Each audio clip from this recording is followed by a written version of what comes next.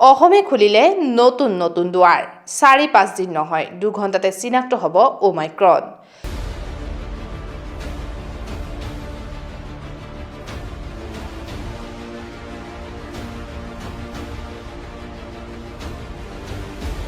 নমস্কাৰ, আপোনালোকে চাই আছে আৱাৰ নৰ্থ ইষ্ট আৰু ষ্টুডিঅ'ত মই স্বাস্তিকা।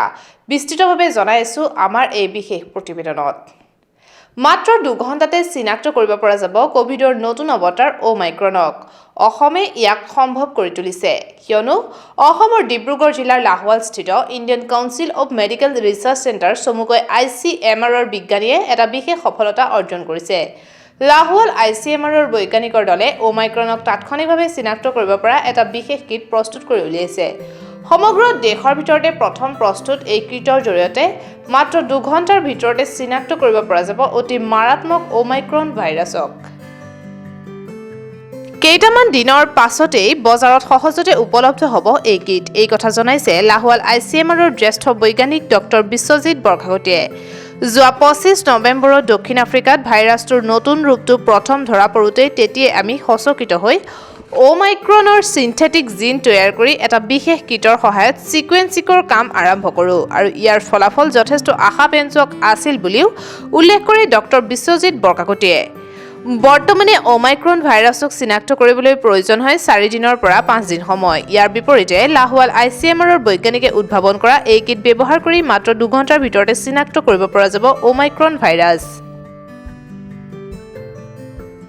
কোনো প্ৰতিযোগিতাৰ মনোভাৱ বা লাভালাভৰ কথা চিন্তা নকৰি কেৱল জনস্বাস্থ্য আৰু জনসেৱাৰ প্ৰতি লক্ষ্য ৰাখি এই কিট অতি শীঘ্ৰেই সুলভ হ'ব বুলি বিজ্ঞানী ডক্টৰ বৰখাগতীয়ে উল্লেখ কৰে। ফলত মানুহৰ দেহত সময় থাকোঁতেই ৰোধ কৰিব পৰা যাব এই মাৰাত্মক ভাইৰাছ বিধক।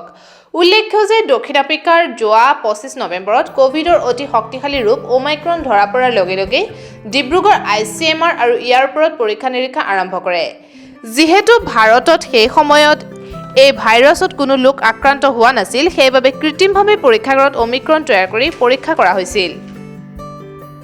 লাহোৱাল ICMRৰ এই সাফল্যই বিশ্ববাসীৰ মনলৈ নতুন আশা কঢ়িয়াই আনিব।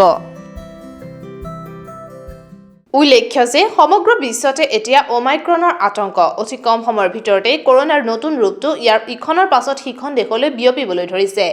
কোভিডৰ আনবোৰ ভেৰিয়েণ্টতকৈ বহু বেছি দ্ৰুতগতিত বিয়পিব পাৰে কোভিডৰ এই নতুন প্ৰকাৰটো।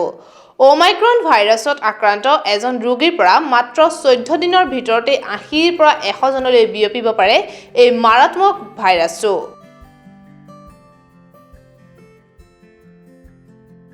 News desk report our North east.